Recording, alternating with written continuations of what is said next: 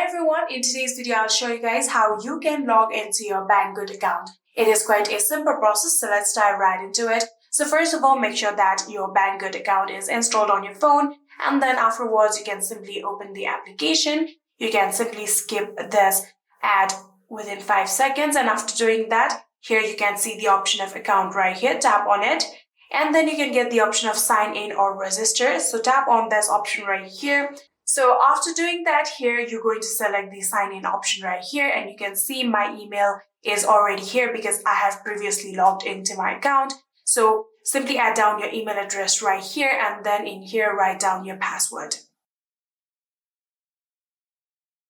So after entering your password, all you have to do is tap on sign in. So after doing that, here you can see we have successfully been logged into our account. You can tap on your profile right here, and you can see our profile has opened. And yeah, that is it. I hope this video was helpful to you guys. If it was, please do not forget to hit that subscribe button and like our video. Thank you so much for watching. See you in the next.